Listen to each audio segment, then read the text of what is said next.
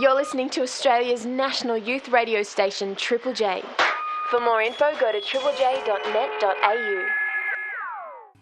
Sunday Night Safran. Religion, politics, culture, and lisping.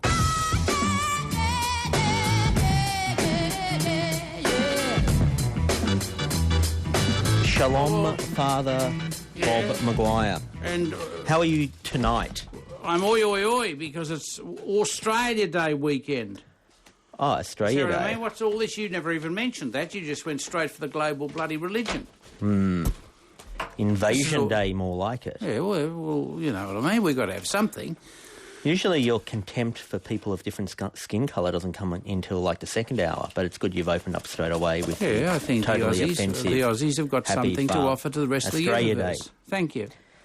Today on the show we have it's a phalanx. Is that the word? A phalanx is a nice word, not a phallus. No, a phalanx. A phalanx. It's a phalanx of Father Bob's nemesis. The whole lot of them.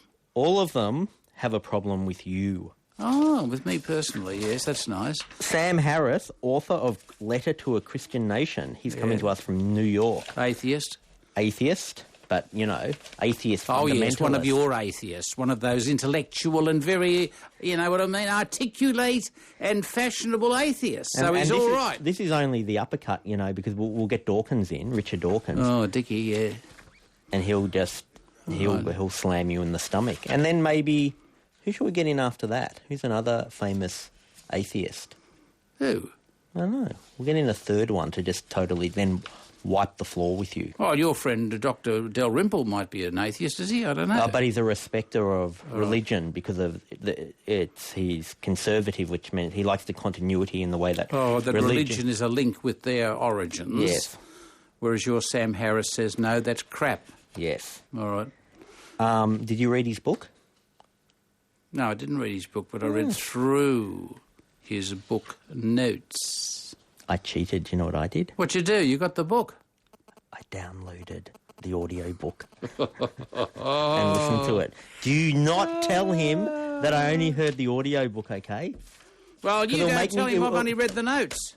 Because it'll make me sound like I'm an idiot who can't read and my only possibility is walking around the streets listening to an audio book. So we'll keep that to ourselves. We also have a blind man afterwards. He's also but he's not a here nemesis because he's a of blind yours. man, is he? He's a nemesis of yours because he follows a different religious structure. Doesn't make any difference to me. We're all going the same way, mate. Sheikh Issa? Issa. Issa. This was the blind cleric that you invited to your church on Christmas Eve. Yes, of course. Imam of the Virgin Mary To call us Mosque. to prayer. And I also called your friend, Mr. Weinstein, to come and call us to prayer too, so in this case we were in any doubt. And then who else have we got? We've got John Fitzgerald, who you might have seen on infomercials at night. Yeah, I like him. And we're going to talk to him about Because he says he'll school. make you lots of money, and he also runs a beautiful school for children who have been rejected by other schools, and they are taught love, truth, peace, right conduct, and non-violence. Yes, we'll be talking about this particular school. I wonder what the sting in the tail Well, is if here. there is none, I want some The of them. Triple A listeners would be going, "How you're getting some infomercial guy on to talk about positively?" What is it? There must be some hidden sting in the from me? tail. No, we won't talk about that yet. We also have this guy's on your side, sort of, in so much as you can. The Shepherd's Carol. For Religious Song of the Week, we've got the Very Reverend Dr. Stephen Ogden. You can't say the Very Reverend without sounding like you're being sarcastic. When really, he just is the Very Reverend. He is the Very Reverend. We'll Dean have of more. St Peter's Cathedral in Adelaide. We'll have more after this. It being I thought it was Sergeant Pepper. What? It being Invasion Day and all, / Australian Day, can we talk about Aboriginal television presenter Stan Grant? Yeah, what's happened to him? He's got a new show on SBS. How come? With Indira. I've got to use my contacts because I know quite a few people at SBS. Yes. How come he's blacker now? Either when he was on Channel 7 all those years ago, and then I think more recently he's been on CNN. Either then they were white-facing him a bit, or now at SBS. God, why this show? Why do you have to do it on this show? What do you mean? I mean, this is disgraceful behaviour. So you're saying he went white for the first deliberately, and now they've darkened him, or he's gone back to his... You can't talk like that. That's eugenics or something. Or he could have... I mean, he could have just... What? Why would he? Because he looks Don't darker get angry to you. at me. Change your glasses. He looks darker to you. Let me tell you, everyone who's been watching SBS News, who used to watch him in the old days, is asking what I'm asking. Oh. I think. Well, put the question out there in the marketplace. Stan Grant.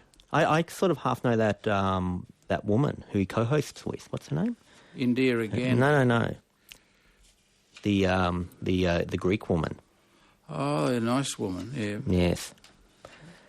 Alexis Papandreou. Now, did you notice my squash racket there? Kotsakidis. Ah, that's right, Mary. Katsakidis. Yes. Katsakidis. So you half know her? I half know her. Now, is she darker now she was before, what? No, she's remained consistent. That's the level to which we sink in this program. Did you notice my squash racket before? Oh, have you got the squash racket? You've been out squashing. Well, with Ziggy. I've had a. Not with Ziggy Darwish. No, here it is. I've had a shoe pot problem. I went out to buy shoes. Yeah. Because, you need the clear soles. They don't let you on. Oh, they won't let you mark the court now. Yeah, or whatever. Yeah. So I go into a big kind of franchise sneaker shop where it's like and sportswear shop where there's tons of things and it's all busy and no one. It's like hard Rebel. To get. Yeah, I was kind of generic, but now that you mention it, yes, it was Rebel Sportswear. That would attract you straight away. Oh, because of the name. Yeah, because I was a Billy Idol fan. You see what I mean? Yes. Then, and obviously in the Confederate War, I was on the which side of the Mason-Dixon? I don't know. Anyway, whatever. So I'm there and I'm thinking I'm just being quite clever and efficient because, I just look at the sneakers and I go, listen, I'm not going to wait for anyone. So I find these sneakers and they look quite good. I won't mention their brand name or whatever. No, you wouldn't do that. And I look at the sole and the sole's the right kind of sole and it's got really good grip, like really quite lumpy grip. And I'm thinking, this is pretty good or whatever. Yeah, you won't be able to move on the court. So then, I noticed, because it's like one of these big new ones where, like, they've just got the boxes underneath. So I'm thinking, I'm so smart, I'll just... take the shoe off the wall. Yeah, I'll just try it out myself. So I get one of the boxes on, I try a few, and I find exactly my size, and I am like, I am a legend. I've done this. I've saved time. I'm smarter than your average bear. And also, they were quite cheap. I was very pleased with myself. Because our sneakers, like these days, with all their... hundreds of dollars, aren't they? With lights flashing and all that kind of thing. And bubbles everywhere. Yeah. And slide whistles. Yeah. But this one was quite... And I was thinking, I rock or whatever. So I just go to the counter and I buy them. Then, I'm wearing them in around the flat at home. And then my friend who's there at the flat says to me, aren't they footy boots? And I'm like, no, they're not footy boots. And she goes, give us a look at it. And then she goes, that sole, that's like the sole you'd have on a footy boot. It's not it's not the screw-ins. No. The other thing, I'm going... And but she's then, right? Yes, they were footy boots. And but then I stuck to my guns and I was like, does it really matter? Doesn't matter. You can wear them on squash courts, can't you? Yeah, I'm going into... Yeah, you can just wear them, right, whatever. But the thing is, because they're so... lumpy with the thing. After about 5 days, there was like incredible pain in my feet. Oh, poor bugger. And ripped a little hole, and my sock was bloodied. Oh my God, John! Look, really, it's tragic what you do to yourself. I don't know. You go out of your way, isn't it? It's masochism. I don't know. I just feel like. Because now, instead of saving the money, I've got to go back and buy another pair of some other shoes. Yeah. So not only haven't I not saved money, but... you've spent extra money. Yes. And it's that thing where I thought I was being so clever by diverting from the expert. Don't you find that runs through your whole life? That you're trying to be and then you're delighted that you are, and then there's always the crash at the end. I mean, you've got a whole bloody theatre going on every day that you open your little eyes, haven't you? Father Bob? Yeah, I feel very... We have Sam Harris, atheist, enemy of the church, from New York, on after this. Thank goodness, Father Bob, to balance out your fundamentalist religiosity that you preach every week, that we can have a bit of balance on the show. Joining us from New York, author of Letter to a Christian Nation, Sam Harris. Hello. Hi, you guys. How you doing? Good. How are you? I'm good. Thanks for having me on. Now, of course, everyone always likes a bit of context. So, like, what was your religious upbringing, if any? I really didn't have any. I had a totally secular upbringing, so I don't have any fundamentalism in my experience that I'm reacting against. But I like many people, when 2001 September 11th came around, started to notice the liability of having a world that has been shattered into these separate religious communities, where so many millions of people can rationalize the violent sacrifice of themselves or of other people, of their own children even, by recourse to mythology. And so I've written now 2 books that are both quite critical of religious belief, arguing that we can get our morality and our spiritual experience and everything else we think we're getting out of religion very much in terms of scientific rationality without believing anything on insufficient evidence. Is it really that bad in in America with the Christian fundamentalists? Like, do they really have such a stranglehold? Well, they do. It's they don't have as much power as they would like, but it's quite shocking when you poll people year after year, as many groups have done for about 80 years in the States, to find out what your neighbors believe. I mean, something like 53% of Americans think the universe is 6,000 years old and that we have no genetic precursors in the natural world, but we came from Adam and Eve, created from dust and divine breath. This is a majority in the U.S. And do you think there's some connection between the benign aspects of religion, like, because I guess you get this all the time, people going, well, it just consoles me, I just go to church, and right. why don't you butt out? I'm not out there on the streets causing any crusades or running any jihad. Well, the issue is that belief is not as private as we all imagine. It really does become the basis for people's behavior. It becomes the basis for social policy, and it really cannot be kept out of politics. I mean, what you believe to be true must, at some level, inform your politics and the kinds of social policies you're willing to fight for. So if you think it's true, for instance, as many millions of Americans apparently do, that the creator of the universe hates homosexuality and will allow people to fly planes into our buildings or whip up hurricanes in the Gulf because of what consenting adults do in the privacy of their bedrooms, you can't help but try to legislate against gay marriage, for instance, and talk about gay marriage as though it were the great moral issue of our time. And on many, many other fronts. I mean, we have stem cell research being impeded in this country based on religious ideas of souls in petri dishes. And we are meandering into a conflict with the Muslim world where millions of Muslims are quite deranged by their religious ideas, and we on our own side are being kind of prodded there by our own religious demagogues who, in many cases, for instance, think that a nuclear conflict with Iran at this moment would be a fulfillment of biblical prophecy and therefore is in some sense to be hoped for. It says here that you're completing a doctorate in neuroscience. Is there any connection between neuroscience and religion? Yeah, because I've been studying belief at the level of the brain, and I've also been generally interested in just the mind-brain relation and what the neural basis of spiritual experience is, and religious experience, and religious conceptions of the world. So I mean that research is still very much ongoing. But yes, there is ultimately, I believe that science has to trump religion. Religious people are making claims about the way the world is, and they're making these claims on bad evidence. And if you're making claims about the world, you are by definition treading on the territory of science. The claim that Jesus was born of a virgin is a claim about a purported biological fact. If we had good reason to believe this, this would be part of our rational description of the universe. The fact that we don't have good reason demands that or requires that people accept it on faith, and I think we're paying a terrible price for that now that we have a world where that is just brimming with destructive technology, and yet people are still informing their lives with first-century ideas.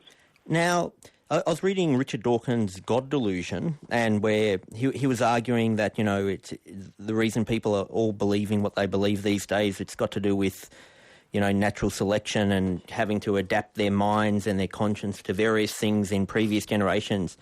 And I was thinking, well, if that's the case, who are the atheists or who are the scientists to play natural selector then? If we've just kind of naturally and organically ended up at this point where our conscience thinks we need God, doesn't that mean we need God? Well, no, I don't think he would argue that somehow the fact that religious thinking may have played an adaptive role for our ancestors is a justification for it now. I mean, there are many things in our prehistory that clearly provided an adaptive advantage that we are quite we find quite abhorrent now. I mean, rape, for instance. Rape clearly is a good strategy to get your genes into the next generation. It's no accident that human beings rape, and it's no accident that our primate cousins and many other species practice rape. No one would move from that natural fact about us to then argue that rape is somehow morally defensible or a wise social practice. And I think religion, if in fact it was ever truly indispensable to us, has outlived its usefulness in some very obvious ways, and I think Dawkins would agree with that. Father Bob, this man's trying to put you out of a job. No, he's all right. Can you fight back? That's not what you said when the song was playing. He's all right. My co-host is a woman. Well, I'm comparing apples and oranges. He was bagging you so much when the song was playing before you're on air. Sam Harris is all right. That's it. That's what. But you got to say. That's a different language from the one I use. But you see, Sam Harris has got to use the language that he values and he learns in the world in which Sam Harris lives. What the hell am I going to argue with Sam Harris about? I live in another world.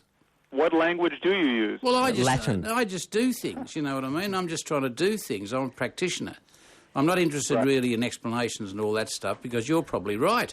Just say if religion was just taken away by magic tomorrow, just say it had these sort of like unforeseen kind of domino effect kind of dire consequences, like, people need it because they need it for consoling, and as soon as it's not there, then there's just all these other breakdowns. There's all these kind of almost invisible structures in society that are there because of faith and belief. Sam Harris says that's not true. Sam Harris says we can have all these things.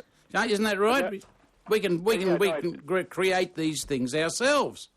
Yeah, and we can be honest, quite rigorously honest about what we know to be true and what we don't know. I mean, know what happens after death. I think you'll have to get on with your business and clean us up, the religions. What was that? You get on with your business, which you're so good at. Clean us up because we need cleaning up, the religions. You see? Well, I just think we need to be. If we're honest about what we know, then we are not divided by dogma. I mean, dogma are beliefs that are held without good evidence, and therefore they're immune to conversation. No good. We've got to meet somewhere. What did you mean by this quote? The people who speak most sensibly about the threat that Islam poses to Europe are actually fascists.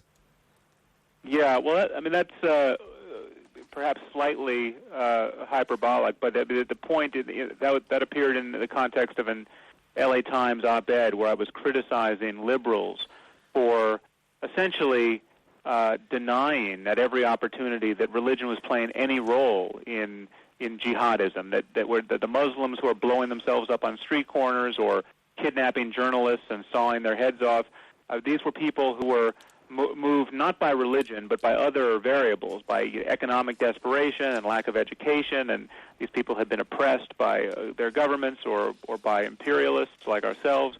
This is an utter fantasy. I mean, we have to acknowledge that many people are being moved by specific conceptions of paradise and how you get there in defense of the faith, and their grievances with us are very much theologically mediated. I mean, Osama bin Laden is not concerned about healing world inequities or world poverty. He's concerned about getting infidels as far away from the Muslim holy sites as possible and ending these apostate regimes. I mean, he's got theological concerns, and he and his followers are willing to die because they think death in defense of Islam is the greatest thing that can possibly happen to a person. And it's a sad irony of liberalism that the people who should be most sensitive to the liabilities of religious mania are the least able to see it being operative, because they don't know what it's like to be certain themselves of paradise. They don't know what it's like to be certain that death is an illusion and beyond it waits an eternity of happiness. And so they tend to think that nobody else is really being candid about their frame of mind when they say they're being motivated by these ideas. Now, you do talk up one religion in your book, Jainism. Why is that kind of okay? Well, it's okay. I mean, the point being that we have this one word, religion, as though it named a single class of human beliefs and practices, and it doesn't. I mean, religion is a word like drug or a word like sport. I mean, there are many different kinds of drugs, there are many different kinds of sports, and some are dangerous, some aren't. And Jainism is genuinely a religion of nonviolence. I mean, Jainism has almost nothing in common with Islam. And so we're not, no matter how we mistreat the Jains, we're never going to have Jain suicide bombers. I mean, no one's going to be able to justify suicide bombing on the basis of their Jainism. And the more deranged you become as a Jain, the less and less violent you become. I mean, Gandhi got his nonviolence from the Jains. So I'm not arguing that we should become Jains or that the dogmatism of Jainism is praiseworthy, but it's quite different it has very different consequences than the dogmatism of Islam or Christianity, and I think we just should notice that beliefs have consequences. Thank you very much, Sam Harris. And I'm sorry you had to interact with Father Bob, the enemy. I hope I didn't offend you, Father Bob. No, I reckon you're right. Get on with it. Okay. All the best. All the best. Yeah. This is Sunday Night Safran with John Safran and Father Bob. I see, Father Bob, you've brought along, in the interest of ecumenical harmony and world peace, your Muslim friend that I saw at your church on Christmas Eve. And which people can look at if they want to look at YouTube. We have a 10-minute thing on it. Sheikh Issa, who is the Imam of the Virgin Mary Mosque, and his friend and mentor and guide and whatever else, Rahat, is here too. Hello. Hello. Now, first of all, can we clear up Virgin Mary Mosque? Virgin Mary is not what you usually associate Islam with. That's true, but I would say it's not in the domain of the public that Mary would be associated with Islam, but in true teaching, she is. She is associated with Islam because she's a revered personality. She's the mother of Jesus. So we have a very high esteem for her.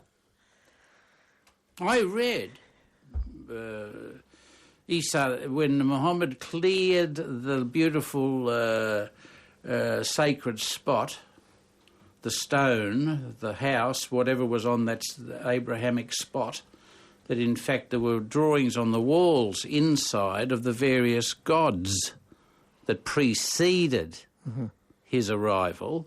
And when he had them removed, he said that if there was one there of the Virgin Mary, that's what I read, and he said, listen, leave that one there.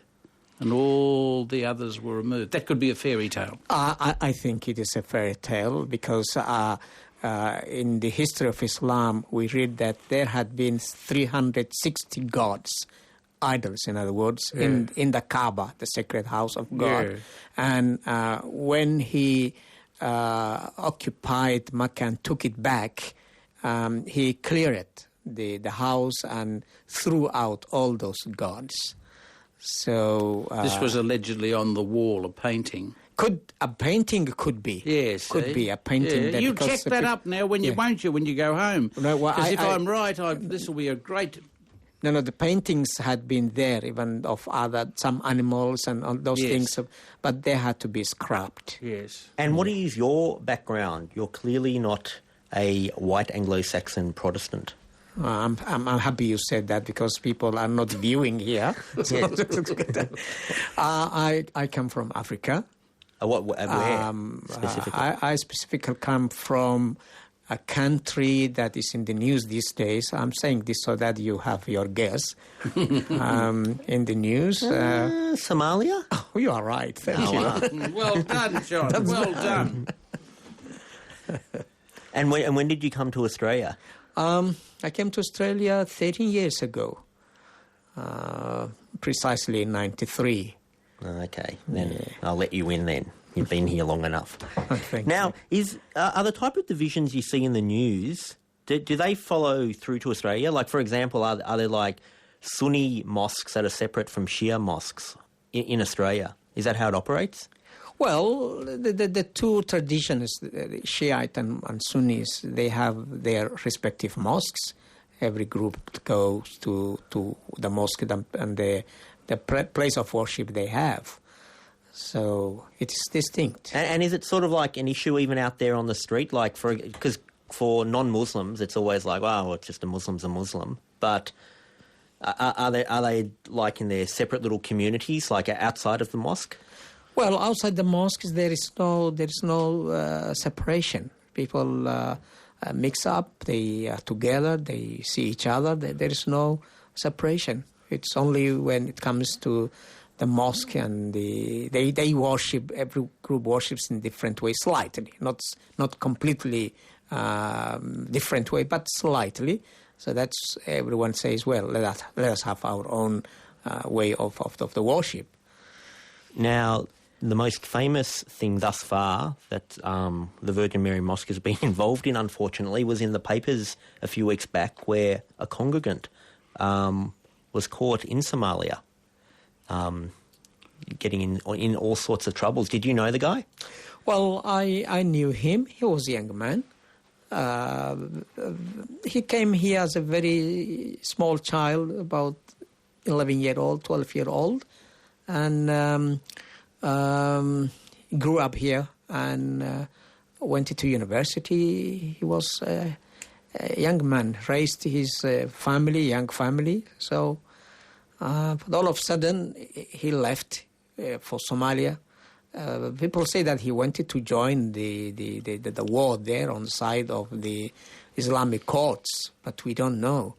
And because at the time, the Ethiopians went in, and so there is a long history of conflict between Somalis and Ethiopia, if you are aware of that. And so everyone could be tempted in going there and say, well, I'm going to fight and join the Somali side. Father Bob, do you find that when people aren't in their, what they consider at least in their hearts, their homeland, they build up some sort of romance and things can be more volatile for people in the diaspora than people in their actual homeland? Yeah, as with the Maltese, as with the Italiani, the country they left becomes larger than life when they're in Australia. And especially, I presume, since they feel they can't do anything about what's happening back at home, and the news now is 24 hours a day, 7 days a week, That's right. and it's pitched at you in a hysterical way. Well, then, of course, if you're young and idealistic, you must be stirred up. That's right. Well, the very recent example, I think it's the Australian Open tennis, when we had the Serbians and Croatians, confronting each other. So that's a common thing. Yep. Now, Sheikh was at my place on Christmas Eve. I'm just interested because he made a call to prayer. Yes. On Christmas Eve, full house, 1,000 of my mob was there. But I was just interested, after that, did you have any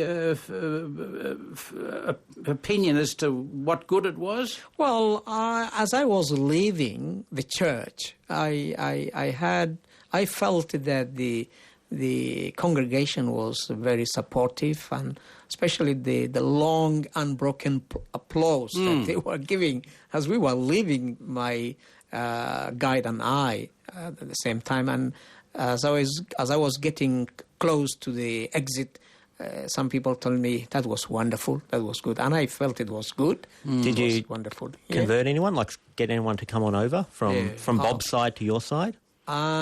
We don't wait people to convert overnight. Yes. Otherwise, we will say they are stupid.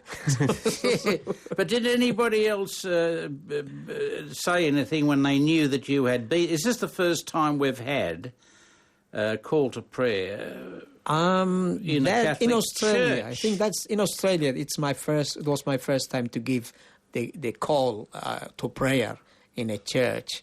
I did once before I came to Australia. I was in Italy, and I gave that call in a church. So What are those tall things where they do the calls from? The Minaret. the minaret, yeah. Are there any of those in Australia? That'd be pretty cool. Yeah, Preston. There's Preston. There We've all is got them, haven't we? one in Carlton.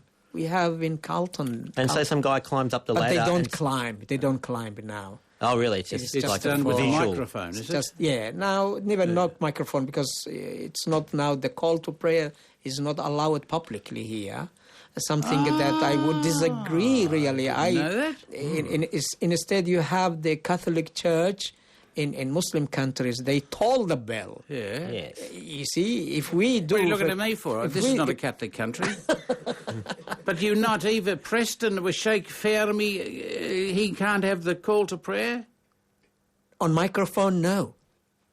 But he can have a live caller. Well, inside the mosque. Yes. Muezzin. What is the word? Mu'adhin. We Yeah, call it in Arabic. muezzin. Mu'adhin. Yeah. Now, with converts, like non-African and non-Arab converts, do they ever have any kind of cultural problems when they convert and join a mosque in Australia? I haven't seen anyone complaining. People come, they convert, they show their appreciation, and they start learning about Islam.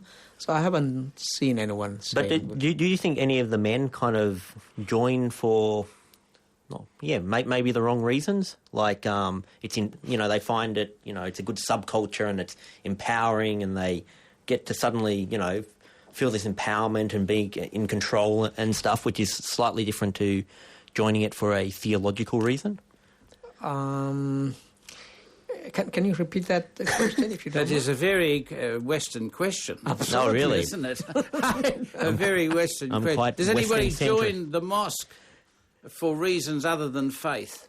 I see. Very good. Like, to say you're like some unemployed bloke who kind of gets bossed around by your girlfriend and you feel like a bit of a loser because you're just on the dole check and stuff like that, and then you join this faith and you're put in this situation where you're told you're in charge and you're above the women and and all that sort of thing. No, we don't have that thing. No, not even one. Not even one. Because I did know when I was in London and hanging around the mosques there, I did notice a lot of the converts seem to be more Muslim than the Muslims, if that makes any sense. Like almost because they didn't grow up in the culture when they became born again. I guess it's in all religions. Well, they say that about Catholics. 50 years ago, they used to say that a convert was far more pious than a born Catholic. That makes it? sometimes makes sense. Yes. That makes sense because this person is new in a new faith, and therefore he or she may try to make up for any loss that they may feel. They say, okay, let us catch up. We have lost it perhaps many years, and so that's why they look more pious. I guess the whole convert thing, another aspect to it, not specifically in Islam, is that I guess when you're in any sort of ethnic group, part of it's being able to criticise yourself and your community. So just say if you're Jewish and you grow up Jewish, then part of it's being able to kind of go, well, I like this, but, that's a flaw and I'm kind of going to speak out against that flaw or whatever. Whilst when you become a convert, there's a limit to how much you can dissent or criticise things that you see as wrong, because people are just going to say to you, well, geez, if you've got a problem with that, why did you join us in the first place? But maybe it's sort of the only healthy thing is to have a kind of dual thing where you can both respect and attack aspects of your culture. Yeah, but that might be just for the beginning. People may be a bit reserved, not to to criticize or express their opinion. But as they stay longer in that group, they will feel empowered and they can vent their comment or anything. Bob, you spend your whole time just bagging the church. You probably should balance it out. Church? Yes, your own church. You should probably balance it out a bit by saying something nice once in a while. About the Catholic Church. Sheikh, Issa? Issa. Both, you are both right. Aha! Look at this. Very King Yes. Solomon. Look at this. Exactly. Imam of the Virgin Mary Mosque, thank you very much for joining And us. Rahat, his guide and friend. Yeah, I got all confused. I didn't know whether you're kind of like, for the interview or you're just leading him on in because of his blindness or... I was not supposed to speak. Oh, really? So I didn't. Oh, man. Egypt. I said he's everything to me. Yes. A guide, a mentor, a friend, and so wherever I go, I bring him with me, unless he has other commitments. Well, I had something Talk into that microphone. about you.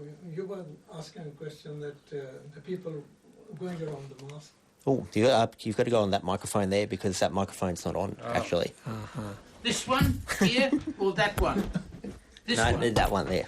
Sorry, Mr. Rahat. Yeah. Take that one. See, what we have seen is the most of the converts, they enjoy coming to the mosque. They are very happy. And wherever I have been almost in 3 or 4 mosques, in the Carlton Mosque and this Ummah Center that's in Doncaster, and our own mosque, Virgin Mary. They're all very happy. I mean, when they join us, and we too, in fact. Because the mosque is more than a place of worship. It's a place of... You can hang out. It's a very recently Play Ludo. Very recently, I was reading about a Jehovah's Witness person. He converted to Islam. He did his PhD in sometime 1943 or 33, I don't remember. And he said when he was taken to the mosque, he found that the most peaceful place in his life. He left his Jehovah's, he was a priest and all that sort of thing. He had left that. He admits that he was committing all sort of sins, everything. But when he met one of the Muslims, he told him that I've got some job to do in the mosque, and you just hang on, I'll be in the office and be with you in the... And he said, when I stepped in the main prayer hall of the mosque, that was the most peaceful place I've ever seen. Ever been in. Thank God. Well, thank you, Sheikh. And thank you, the man who wasn't supposed to talk, but then just suddenly talked at the very end. Thank you for having us on the program. Father Bob. Yes, sport. No, that was good fun. A bit at the end, a little coda at the end. It's very confusing as to, you have to be polite, but you're also doing a show that tens of thousands of people are listening to. So, Yes. someone just says, oh, can I just say a word here? Yeah. It's very confusing. Yeah, I set him up. See what I mean? There's a very confusing your people out there. Surely to God they're ready for a little surprise. Because the man was sitting there for 20 minutes and I thought this little man's probably got something extraordinary to say. And he came in and he did say it. He told us that all the Mormons were Islam's sinners. better than the Jehovah's Witness faith. Well done. Well done. And well done to you too, sir. Now, you got a lot of kicks on the guest book. Oh, look at this. You didn't... the people are saying that Andrew Boots Bolt into came Bolt. on... Andrew Bolt came on and you, Father Bob, didn't challenge him enough. Oh, good.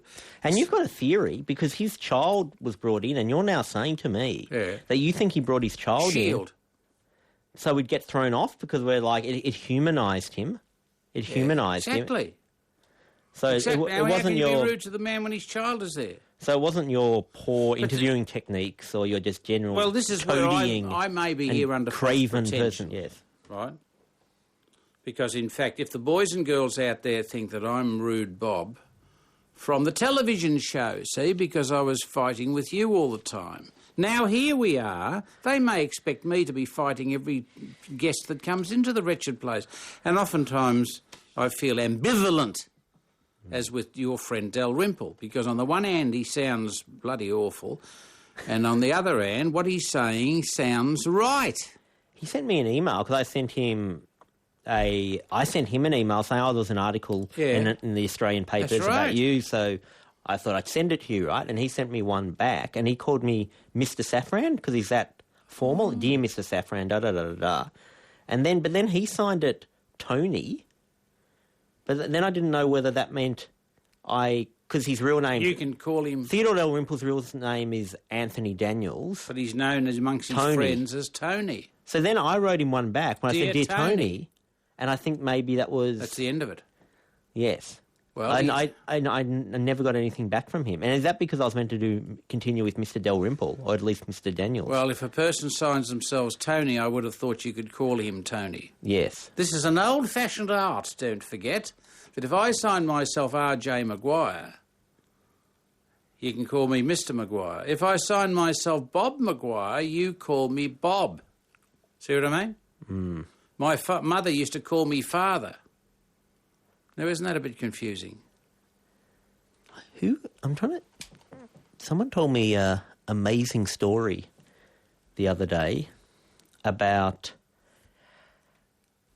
a girl who had her child when she was very young. Tell me when this gets confusing. And this was my friend's friends. This girl had a child when she was very young. Just say she was 15 and she had the kid. And the mother of the girl who had the kid, to avoid social stigma, brought them up as if they were brother and sister. So it's like 15-year-old girl and her, 0-year-old brother. And then their entire life, they kept it up and no one knew. Their entire life, everyone thought they were brother and sister. And it was really mother and child. Help. Now, don't go into what practical effects that had on their lives and the lives of others, because this could go on forever. Could you find out a little more? I think I did. A little bit per week. I think the big reveal was that made quite a good kind of like one of those bleak kind of art house films, didn't it? Yeah. I think the big reveal came. Yeah, the big reveal came when after the final one died, and then somehow it came out or whatever. I see. And everyone was stunned because his close friends had no idea that was his mother and not his sister. And please God, he was carrying on appropriately. Yes. With his sister. Yes. And not oedipally. No. We don't need to put that we wouldn't go there? To it. All right. Father Bob? Back to the guest book, though, after this break. Yes. Thank you, Father Bob. Hey, I got a email from a friend who was very excited because they were playing that computer game, Second Life. Oh, yeah, I'm in Second Life. And they send me this excited email going, oh my God, I walked into some building and oh my God, on the radio they were playing Triple J and oh my God, it was you, it was your voice. And she was really excited. She's going, I'm going to go into that room every blah. And I'm thinking, you can just listen. First of all, you can just listen to the radio in the regular world. Second of all, I'm your friend, so you can just ring me on the phone or something. And say, make Triple J noises. Yeah. And there she's gone into virtual reality as an avatar and gone into a non-existent place to listen to what? Real Triple J. I don't know. I didn't understand. It was like that MySpace girl who wouldn't give me her MySpace address because I don't have a MySpace. Yeah. And because she said, listen, I've got stuff on there and, I don't want you'd just be a MySpace stalker. So these people who she doesn't know, who she's designated as her friends... That's right. They're allowed to know about her and everything about her. But me in the real world, who actually knows her... Oh, I love it. I love it. I love it. We've talked about this. That there's the fake MySpace John Safran. No. There's just this guy who it's claiming to be you. Yeah. And it's all pretty harmless. He's not it's just it doesn't seem malicious or anything, right? And he's just put up this page. Yeah. But then now I found out through people that he does these, because he's got the comments that people contact and stuff like that, and he responds as me to people. A mimic. Well, George Weinberg's sister-in-law has been thinking for the last couple of months that she's been talking to me. Go away, for God's sake. This is getting worse, isn't it, really? Yeah, so she was like stunned. She's going, well, listen, I've just been writing comments and secret private things. John Safran's been writing back and stuff. And so this guy's going off and having this whole, like, relationships with people I half know. Is it legal? I don't know. I don't know. Kind of saves who me sold time. himself, his life. He sounds like a bit on of eBay. He's definitely politer than me. Have you heard him? No, but just, like he's getting back to all these, George's sister-in-law Yeah, and all stuff of that. like that. That's nice, isn't it? I just let things build up He's in sure my that this inbox. is not the other you. Oh, I see. It's It's like the end of Fight Club where we find out that I've actually been punching myself. See what I mean? Yes. See, keep tuned, folks, for this Blue Hills series. No, I find that fascinating, all that. I'd go insane and may well go insane soon if I try to pursue this business of what about the boy who's selling himself on eBay for $7,000? He tells the buyer, Yes. now, all my friends are your friends. See? That's pretty clever. All my friends, and they will treat you as they treat me. I can't understand how you can get that package across. Have you seen that documentary, Unknown White Man? Where the guy gets amnesia and then all his friends, he has to live his life, but he's physically the same person, but he can't remember any of these people, and everyone's just getting their heads messed up, trying to figure out what's their relationship with this guy now. Like he's the same person. Starting again. Yeah, but he's got a different personality now. What a world we live in, my Can friend. some scientist who's listening, we could have asked This man, Mr. Harris. Could have asked him neuroscience. I was thinking this the other day. I was fidgeting around playing. I've got this game Othello. I've heard it. It doesn't really matter what it is. It's just like a 2-player game, right? And I was just fidgeting around, kind of subconsciously playing both roles, if that makes sense, because it's a 2-player game. Yeah. But then you obviously can't do that because in your head you're thinking about what you're going to do on the next move, if that makes any sense. Yeah, that makes sense. But you mean to say the human mind can't contain... Is there someone who can be such a genius... And they can play both. That they can separate their mind so they can play a board game with themselves and be totally impartial because when they're playing one turn, they're not thinking about how that's going to affect the other turn. Does that make any sense? I think you'd have to be cracked. I feel like I've smoked a bucket bong or something. What? No, listen, get Sam Harris back on the phone. To ask him. You see? When... I don't know what it's... No, I don't know what it's like to smoke a bucket bong, but I do know that after I had peyote, which was, of course, was on television, of course. I lay there in bed and I was telling the crew, I was telling them I had all these ideas and I really thought they were killer ideas. Yeah, well, yeah. I woke up the next morning very embarrassed, yes. Oh, I thought any idea was a killer idea.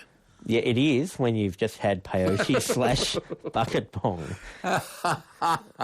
Father Bob. Yes, sir. Oh, we've got this lovely Mr. Fitzgerald on.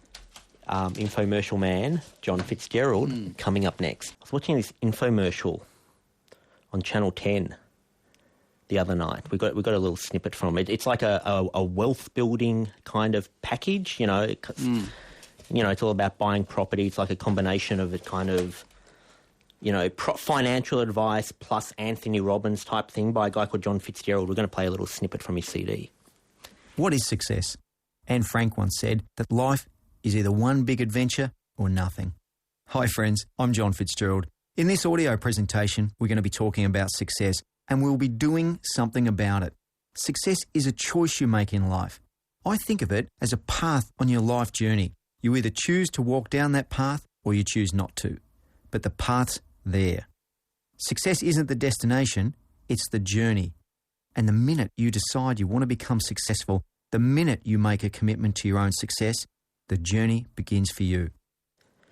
Joining us, John Fitzgerald, are you there? Hey guys, I'm here. How are you? Good, how are you? Good. Fantastic. Now, I was watching your infomercial, and I guess everyone's got their cynic antennas up when someone's on the television talking about, making money and blah, blah, blah. Yep. But then one of the ways you kind of throw cold water on people being cynical is you mentioned that 100% of the profits of this Untold Wealth CD book package, which it sells for $300, that 100% of the profits goes towards this school Tugulawa. Am I pronouncing that right? Tugulawa. Sorry about that. No problem. And I guess it does. Like you're watching it and you're saying, well, that's good because it's going to this school and the school seems to be going quite good. But when you look into this school, you kind of have to join a few dots because it's not kind of put out there. You're not really playing with an open deck. Is this a school that's run by followers of Swami Sai Baba, who's a kind of quite a controversial Indian guru? And it follows those principles? No, it's the principles aren't Sai Baba principles. I'm not a Sai Baba devotee, but the husband and wife psychologists who run the school, they're devotees. But we don't use the principles, but we do use the 5 human values. So the school itself is a non-denominational or denominational. But isn't it only non-denominational in so much as Sai Baba says his teachings are non-denominational? No, we have a lot of kids who come from state school backgrounds. Oh yeah, for sure. School backgrounds, various things like that. We just decided that we don't actually talk about God or religion at the school. We just talk about human values. So when, Sai Baba and his teaching, he talks about God and all that sort of thing, we actually don't. We just talk about human values and try and get the kids thinking about the difference between right and wrong, thinking about why violence and non-violence, as an opposite, why you would choose non-violence or why you would choose truth as opposed to not choosing truth. So we really don't take it to the higher echelon than that. For sure. No, I understand that the teachings there's plenty of teachings if you got some of the teachings from Christianity or some of the teachings from Judaism or Islam or Scientology, you could have some fairly benign teachings, but it seems like the symbol of the school, like the logo of the school, it does seem to be the logo and symbol of Sai Baba. Yeah, we use the human values, and the human values are pretty much where it finishes. We don't go anything any further beyond that. The kids at the school wouldn't even know who Sai Baba was, as an example. There are no photos of him, nothing there. And as I said, I'm not a devotee of Sai Baba, but we use the human values program, and it's a very, very good program as really a basis for the school.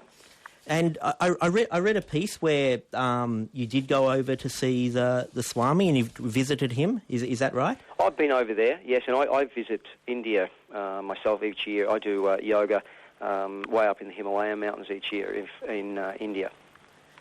And so you've gone to his his sessions or his teachings and stuff, but you're not a devotee yourself. No. No, I understand. Now, you do know he's quite controversial, and I'm not conjuring this out of nothing. Like, for example, at the end of 2006, a number of British politicians complained about British children going over there because he's. Some people have said he's a pedophile, and so does it sort of worry you that you've got No, we don't encourage anyone to get to know Sai Baba at all. And but some of the basic truths of non-violence we believe is a good truth. Truth is a good truth. Love, peace, and right conduct are good truths.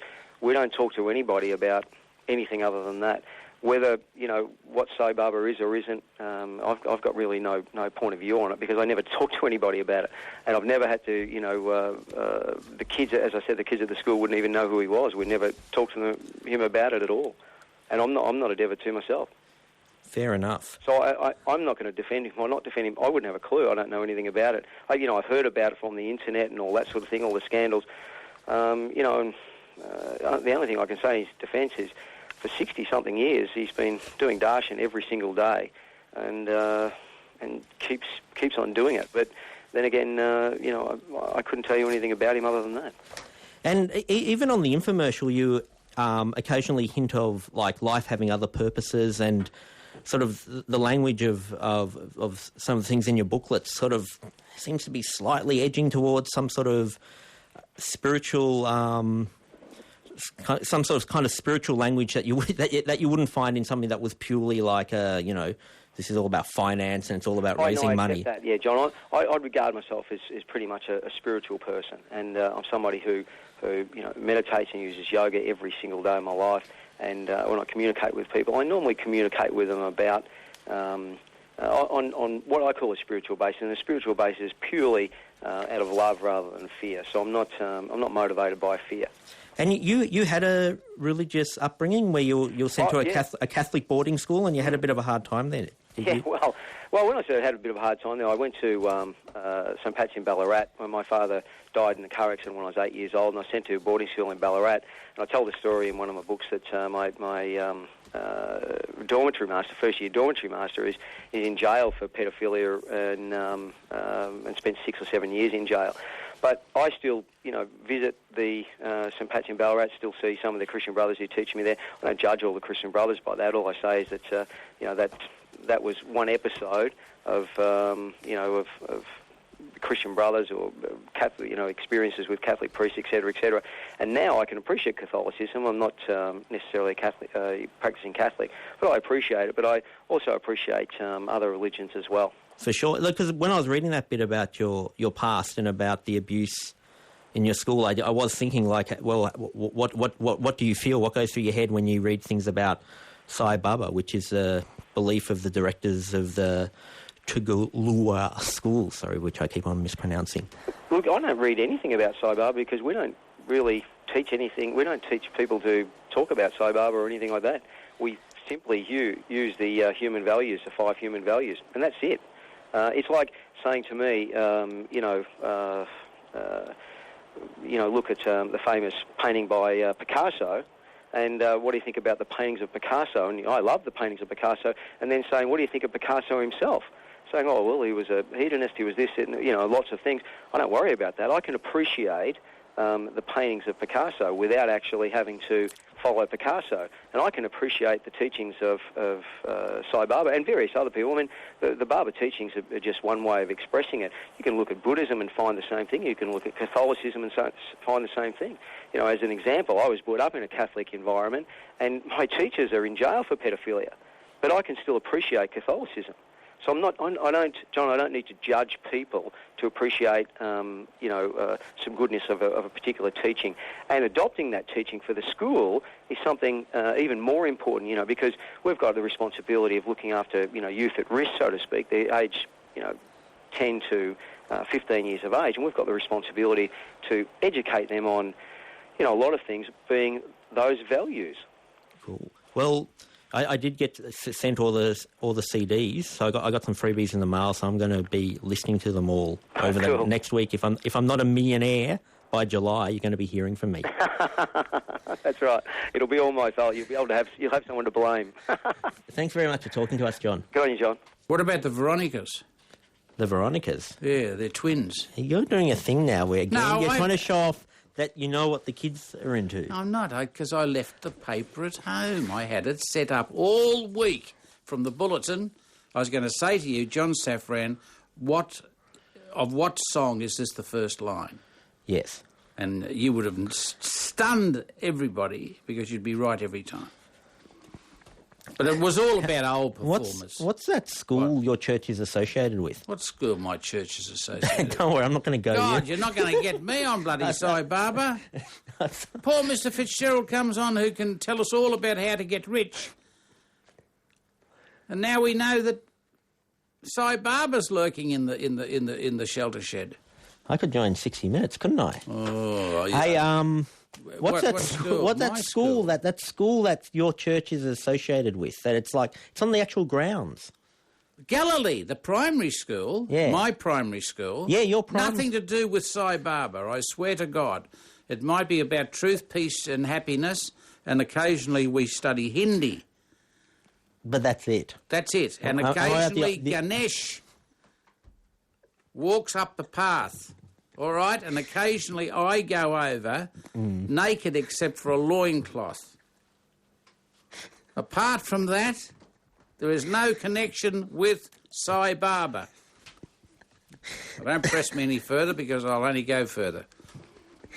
How much are the fees there at the school? Very cheap. Really? Very cheap. And I can't tell you because I've never been. You've never been to school. I never paid fees. I'm paying fees for a few blokes at another school this year. Oh, that's right. By the way... I'm determined to break the Housing Ministry's got kids who went to Albert Park High School. That's in Victoria, listeners, closed down. They all moved to another school, and I said I'm going to intervene here, and some of those boys deserve better than just to be pushed far away to another school. By the way, listeners, because I've seen you this... started this with that bloody... I've seen this in practice. What? That you can hit on Bob for money. Turn up to the church, knock on the door, and tell... Yeah. Well, that's the way it ought to be. Yes. Cy Barber doesn't do that. No. Or does he? Because they've got a school of their own. What do you want to do? You didn't want to take that any further about my school, Galilee. Galilee. They'll be open in 2 weeks' time. It was called Galilee because Galilee, as you know, John, was as far away from Jerusalem as you could get. So we don't want to get mixed up with the religious authorities. We want to be free spirits, as the Galileans were. Are school fees too expensive at private schools? Well, it depends what private school you're going to.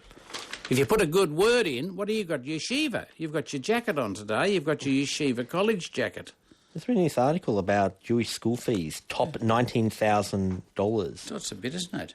In the Australian Jewish News. Mount Scopus? Yeah, probably. How many of those... is Mount Scopus the only Jewish... do you have girls' secondary schools? What in God's name? Or do you have... Yeah, that's... you? Yeah, that's... What's not bisexual? It's cross-sexual, unisexual. Mount Scopus is bisexual. Oh, it is. Boys and girls. Yeah, boys and girls. Yes. Don't say any more. Yeah. But your yeshiva, does that only go to year something or other? No, it goes to year 12. Oh. And is that bisexual too? No. It's monosexual, but there's also, separate to it, there's another Another college? Yeah. Same campus?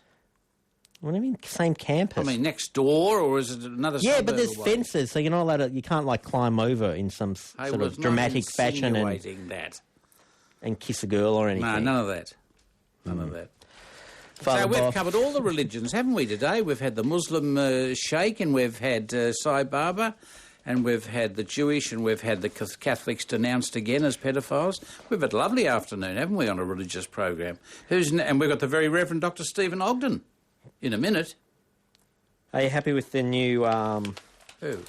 front bench lineup for the Australian government? Oh, yeah, they'll do. Cool. Excellent. They'll do. Oh, sorry, Amanda went because Amanda, well, you could either love or hate Amanda, but she talks straight. You know what I mean?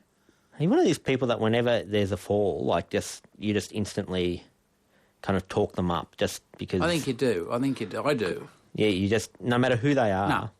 They could have murdered your mother, but, as soon as... The evil that they do shouldn't live after them. And it does. So I think an Aussie characteristic would be, if you're down, we should pick you up. Even though I was very distressed with her treatment of people, but then she talks as though I'm a good girl, a good woman, and I just do some sad things sometimes because I have to as the minister. Yeah. So that they reckon, and your friend, of course, Mr. Rudd, it says today Mr. Howard's water policy may in fact take the carpet from under Mr. Rudd's feet. But I mean, look, at those politics are so... Who knows who's telling the truth? I give up, because you never know who's telling you the truth. Now, if you hear enough people telling you a load of, you know what I mean, over and over again, don't your generation or the one under you generation, what are you? Are you Y? Nah. Well, Y will turn itself off. What are you? X or something? I'm a baby boomer. Are you? Yes. I grew up in the 60s. I thought you had to be old to be a baby boomer. Nah, I'm pulling... Oh, what am I? I'm pulling your penny farthing era. Well, I don't think I didn't see penny farthing. I hear one of your mentors died. Yes, Abbé Pierre, a French priest, born in 1912, John, 12, 2 years before, as you know, World War One. He died in January. But this is the bloke they call the rag picker priest. He's the one who rattled the cage of the rich and powerful people in France just after World War II, and talked about the poor as though they were really people. Now, I was hanging around priest factories when he was at his height of zealotry, and I got the bug then thinking, geez, this is the way to go. Rattle a cage. Now, I've been rattling the cage since 1900 and whatever it was, 60. Not to very great effect. See, he used to do it with dramatic gestures. So he dragged all the poor people in Paris into the street on Good Friday and said to the church people, hey... It sounds like you're giving me talking points for your eulogy after you died. No, I was thinking... Bob rattled the cage. No, none of that. Bob cared for the poor. I didn't do any good. What numbers do you reckon you're going to get? I don't want anybody. Well, I'm arranging for a special disposal. You see? And I think the eulogy should be ladies and gentlemen, this is Father Maguire's last will and testament, and they read it as a eulogy for the people. Thank you so much for the following people for being such magnificent people. Father Bob will have more. And then into the ice box. What do you call that thing? A coffin? No, not a bloody coffin. Cryogenic. Snap frozen. Cryogenic? Yes. Snap frozen. So in 50 years' time... 50 years' time they can release You and me. Walt Disney... Yes. ...can come back to life. Exactly. As one person. Now listen, we've got to talk to the Dean of South Australia. Yes. I know we've got Dr. Steve. Religious Song of the Week. Father Bob, to help us take us through this week's Religious Song of the Week, from Adelaide, we have the very Reverend Dr. Stephen Ogden. Are you there? I'm there. Good evening. How are you? Oh, man, yes. Well, you caught us short, Stephen. You've caught us short because... Oh, that's no good. What's the difference between being... the Shepherd's Carol. What do we know about it? What's the difference between being the Reverend and the very Reverend? Oh, nothing really. It depends on the day. Yes, exactly, and the weather. But that's right. It's not like higher up. It's a nominal title. A nominal title. Theoretically, the Dean's a senior priest, but it really depends on the person. Fair enough. Listen, we like hierarchy here, so it's all fine. Oh, good. I can be open. Yes, speak freely. Now, you're here to talk to us about Bob Chilcott's Shepherd's Carol. Why are you an expert in this area, firstly? Well, I'm not really an expert. I mean, my background's more theological than musical, but as a dean, my life is immersed in music, good and bad, wonderful and not so great, and I just think this is a superb piece of music, and in its own way, it's slightly revolutionary. When was it? Well, it was first composed in the year 2000, so it's not that old. It was the 10th of December, but it's become, in many ways, a modern classic. So, just going back a bit, so is the dean always the person who's in charge of the music at a church? So if you're sitting there in the congregation and you don't like the hymns, is he the guy you have to go see? Well, in the Anglican tradition, in the cathedrals, the dean is responsible for the cathedral, and the dean is sometimes directly responsible for the music, but normally the dean would have a precentor or director of music who looks after the nuts and bolts of the music, and then from time to time the dean would be consulted. And is the entire playlist, it's already locked in? Like no new songs can be added to it, even if some really talented new Anglican comes up with something good? Look, no, it's locked in. In fact, that's a good debating point, really, because I think certainly in the 20th century, as a tradition, we became locked into a specific form of music. We became pretty stuffy in some ways. But in the last 10 or 20 years, I think we've seen all sorts of new music and new ways of thinking emerge within our tradition. Because my mob's going the other way, I think. I mean, we came out of our box in the 60s and 70s because you had the famous innovator Janet Mead, the nuns singing Our Father Who Art and all that stuff out of the Adelaide Catholic Cathedral. That's right. But now we're on the way back to Gregorian chant and polyphonics. Well, I think somehow if you can keep both in tension... it would be lovely if we could. Well, one of the great things about both our traditions is really the Eucharist or Mass provides a fantastic framework for music, really. Mm. Now, Bob, were you happy with your choir at on Christmas Eve? Oh, I'm not going to answer that. You weren't? No, well, I mean, I'm not saying that. It's a local bunch of guys and girls who practice all year round, and they come out on Christmas Eve and they start singing polyphonic motets or bits of Mass. And I'm always a bit startled because, I mean, once you start singing these beautiful, as Stephen would know, I mean, they're either going to be sung very well or very badly. You know. That's right. It's either beautiful or agonising. Isn't it? Now, don't set me up, Jono, because it was an honest attempt to sound. They probably sang their hearts out. They did. Now, and they were right with the chords and everything else. I'm just saying that, isn't it? There's a way and a way. Was singing a part of your priest training, We Father sang Bob? all the time.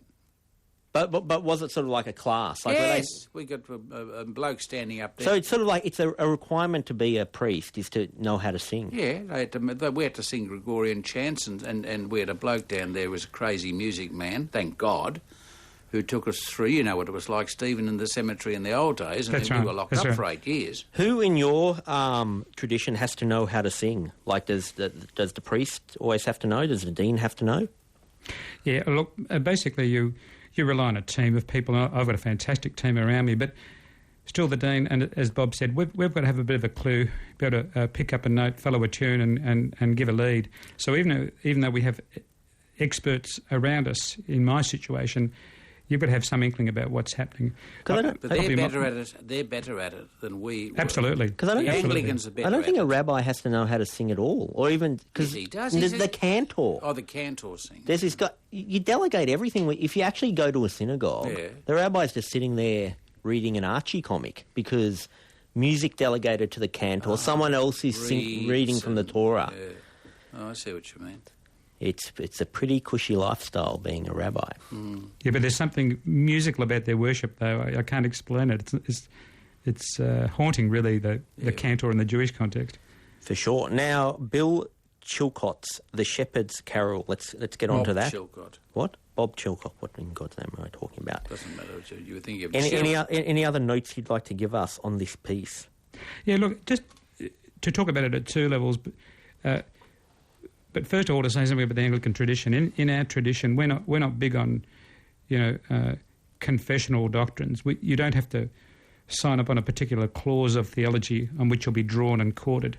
The focus in the Anglican tradition has always been worship, and in that worship, music plays both an aesthetic and symbolic role. So Anglicans are really what we worship is an expression of who we are. So in that context, music is very important, and this particular carol is superb. It starts off very, very gently. It's like a folk song. There's something lilting about it, and then it finishes with this all-consuming, opulent climax at the end. It's wonderfully warm and generous, and there's a simplicity about it that is completely disarming. Now, the interesting thing is about this Bob Chilcott, he's come through a classic pedigree himself. Chorister at King's College and sang in the King's Singers for many years. So he's got the right pedigree, but he's not captive to that tradition. And in a sense, this short, beautiful carol captures something of that, where it shows someone who's been beautifully trained, but this carol appeals to the heart, and that's what good worship's all about. Beautiful. Thank you very much for joining us, Thank the you, very sir. Reverend Dr. Stephen Ogden. Good luck in the church. Thank you. My pleasure. And out of the church too.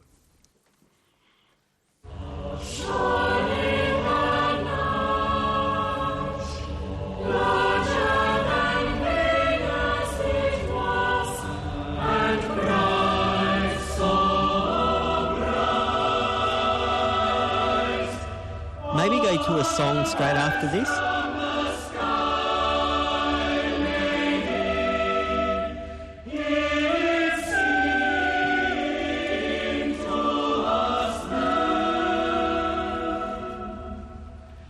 I have a very bad... Someone once said a sentence to me which involved Dallas Crane, which...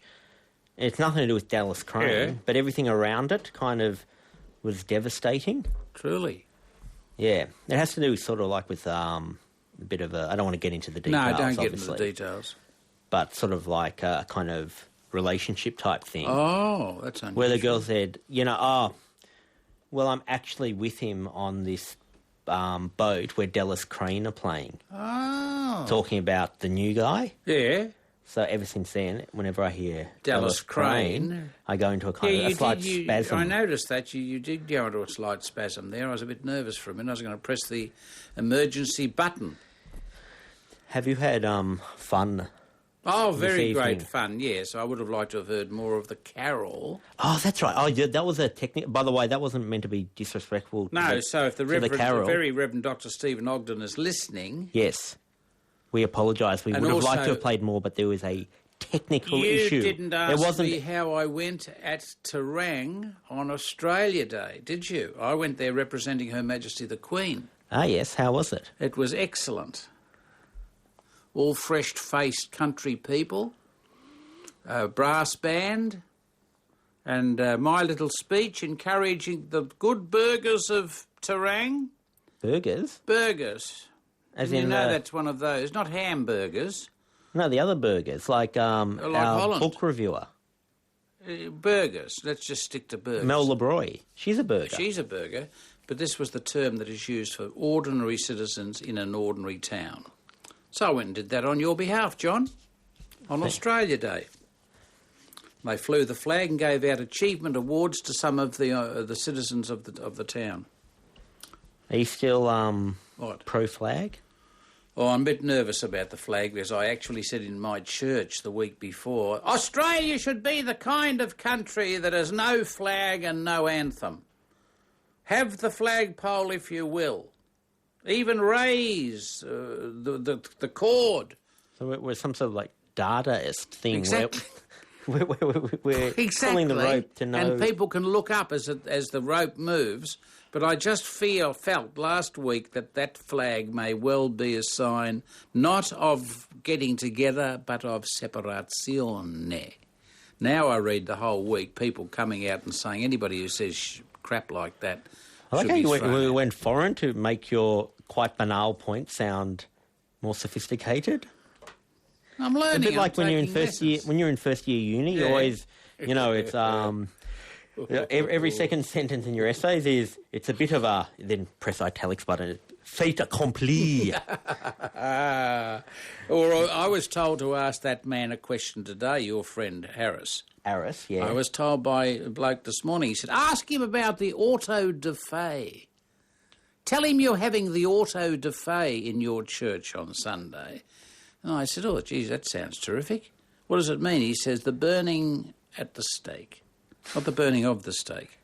So you can say to him, "Listen, we don't muck around with your ordinary religious exercises. We have human sacrifice or something," and see what he says. Now, you took me to task because I gave him the impression I was agreeing with him all the way. But I only meant in one language, not in my language. As Bob continues his breakdown, we will thank Sam Harris. Thank you, Sam. Author of Letter to a Christian Nation. Thank you, Sheikh Issa, the blind cleric from Virgin Mary Mosque. Alaikum salam. Thank you, John Fitzgerald, CEO of Untold Wealth. Thank you. Indian. And music. And thank you, the very Reverend Dr. Stephen Ogden. Yes, and apologise again. Sorry, we had to cut out after 30 seconds for a technical, not editorial reason. But it's whet the appetite. And thank you, producer, standing in for the Turkish Muslim. What kind of ethnicity is that? Beautiful, Travascus. She's not telling us. Western coast of England. And thank you, listeners. Thank you, podcasters. We'll talk to you again next week. And you can go to triplej.net.au/Safran and if listen you want to to put the something top in the 100. guest book. Listen to the top 100, Triple J. Triple J.